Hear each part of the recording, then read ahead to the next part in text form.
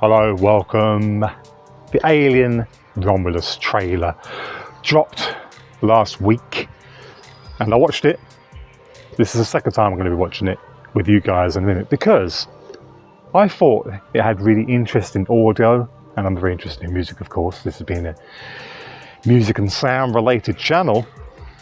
I thought that we would actually have a look and I would talk about my thoughts and opinions on this trailer, including its sounds and so on. Very, very interesting. So let's get into watching the trailer. Yes, let's go. Get me out of the way first. Here we go. No editing this video today, baby. So let's go. There's something in the effing water.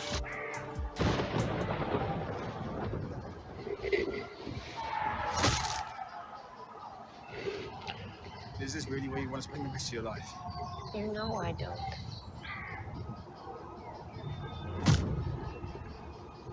Then this is our only ticket out of here. Good music. Oh yes.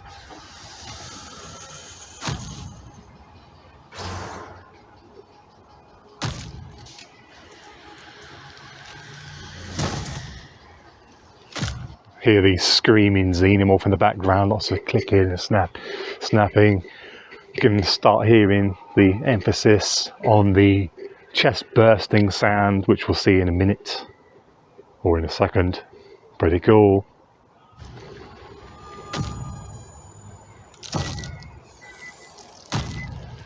So that, I mean, a lot of these things have already been said by other YouTube channels and more movie orientated and TV critic YouTubers. So I'm going to be focusing mostly on the sound here. However, there are some interesting things, like that guy there, gentleman. He is an android. Interesting. And also the characters here are English, or sound British.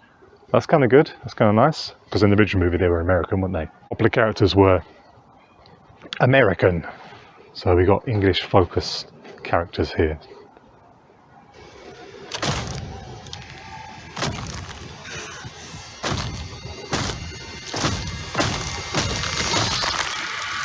So she's got this like X-ray device. One thing I will say though, if she's got a chest burster banging against the ribs like that, bumping against the ribs there, so she's got this sort of scanner. Oh, it's like an X-ray scanner, right? My question is though, if the chest burster is banging and smacking against the chest like that, wouldn't there be a lot of pain? Perhaps she's taken some some pain medication or something like that, so she doesn't feel it. I don't know. It's a good shot. It's quite an interesting shot, and the sounds, of course, that banging. I think you can make a pretty nice kick drum out of that. Yeah.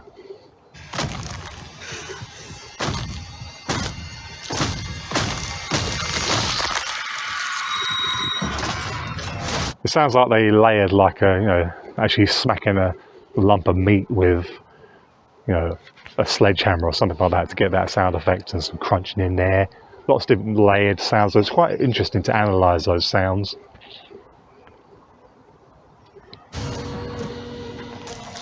What's happening?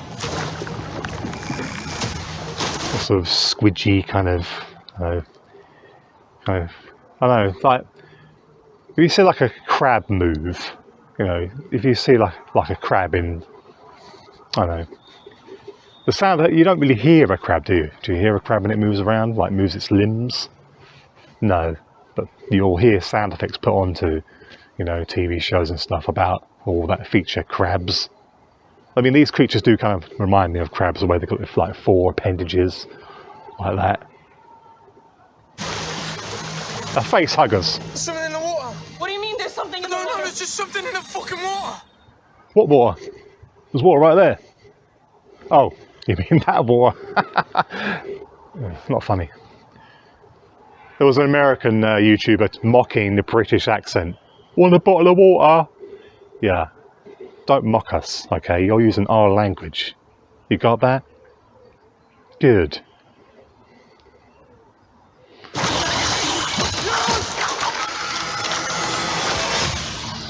That's very graphic, isn't it?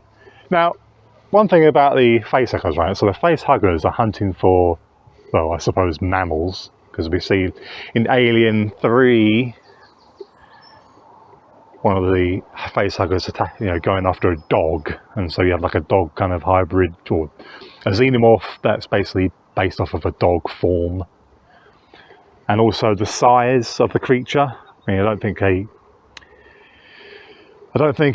facehugger is going to be able to attack an elephant, is it? So it's designed specifically for a human kind of sized creature. What is the limits of the creature that a facehugger can grab onto and a xenomorph can come out of? Can it actually attack a horse? Yeah? Or does it only attack meat eaters? So many questions. Only attack sort of, non-herbivore creatures. These are questions that have never been asked. And I'm asking them now. Put it in the comments down below. Yeah. Can a xenomorph, can these creatures attack an elephant? And if the facehugger's not big enough, can they detect that there's larger animals around and then maybe grow the size of their egg or grow the size of the facehugger over time to be able to latch onto a horse or an elephant? Interesting. I want to see a horse or an elephant xenomorph. Yeah, that would be cool.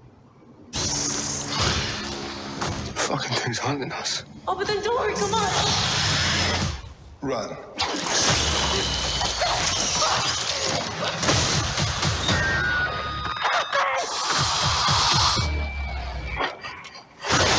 Ooh. What an epic soundtrack. I mean, that music. I remember the music from Alien Resurrection.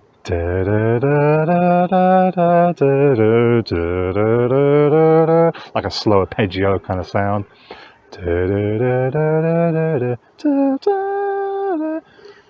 Yeah, pretty cool. Now, a lot of people don't like Alien Resurrection. I like Alien Resurrection. I thought it was kind of interesting seeing Sigourney Weaver as a alien hybrid. People sort of don't like it. I think it was good. I liked it. People complain, oh, why do they have to get Sigourney Weaver back again? Oh, why can't they get another character to do it? And why has every movie got to have a Sigourney Weaver style female kick-ass character? Because you stick with what works. That's what most people want to see. I liked Alien Resurrection. I thought it was good. But yeah. That thing coming through there is probably the big chap that was chucked out in space, because apparently coming back. Yes, big chap there. So they're going to harvest it and experiment and stuff like that, apparently. Oh, that's a nice bit of tinnitus right there. Smash. The burning corrosive acid. That's cool. Got the see, that's not cheering people from football playing football. That's screaming because they're so scared of Alien. Yeah, and in a pool of acid there. It's kind of cool. And you hear like a sound. Is that supposed to be the sound of melting flesh with acid? You got the android there. Now the facehuggers came. Now Weyland-Yutani, they seem to allow people to get infected by these facehuggers. They seem to, they want that to happen and they allow it to happen,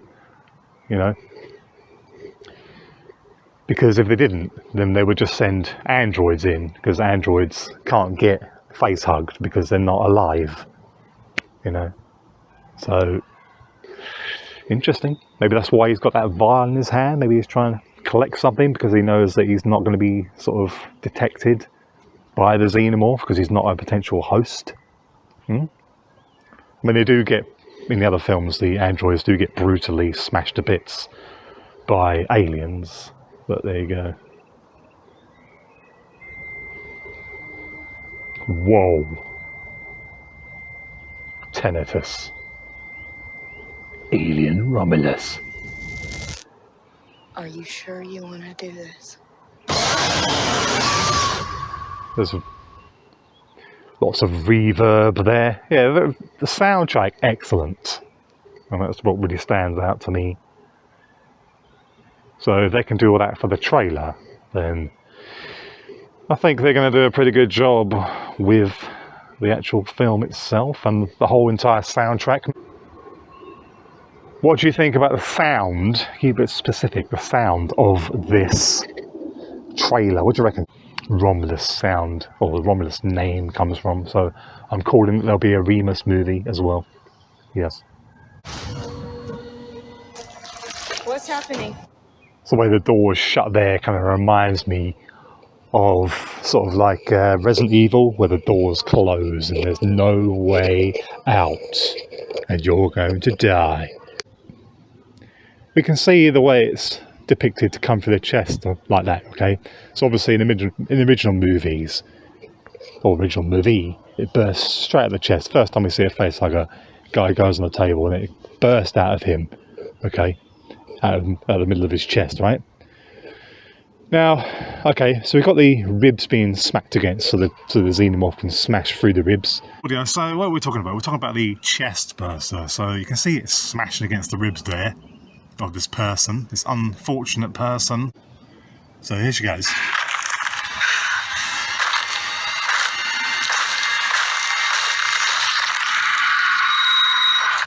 Right, so chest burster. Why does it need to come through the rib cage? You know, chest burster. Why does it need to come through the rib cage? Would it make more sense? Be less dramatic, of course, and less sort of memorable as the the original chest burster in the Alien original movie. Okay, chest burst out of chest, iconic, right? But logically, in my head, as I think about it, why wouldn't the chest burster just go down and then just out through the middle of the chest, literally just a few, centimeters away from the ribs? Perhaps because it's an organism designed to kill the host, in case the host injures, in case the host injures the xenomorph as it comes out. Perhaps the xenomorph is designed to kill the host, or cause as much damage to the host, so that the host doesn't do what Ripley did in Alien 3. So maybe the chest burster doesn't come out a more easy way, bypassing the chest and ribs, and go down into the middle of the chest, under the rib cage, and out through the top of the belly. Okay, to cause less damage and easier to get out of. Make more logical sense for a small creature to get out like that rather than trying to smash its way out. And how does it get enough force built up inside to smash through ribs? Doesn't quite make sense if you think about it, but perhaps we shouldn't analyse that too much. Doesn't really make much sense unless it creates some sort of, as it's developing, it creates a weakness in bone density, perhaps, which makes it easier for it to smash through the chest. These are all things to think about. Yes. And as I said at the beginning of the video about the British accents in this movie and how Americans were taking the mick, or American YouTube was taking the mick out of English accent. Well, literally 2 minutes after that, an American family came down here to look at the river here. Man, woman, and 3 children. Interesting, right? Ironic. Never seen anybody else come down here before. But there you go. Fascinating. Anyway, leave your thoughts in the comments section down below. It's interesting things we raised today. See you next time.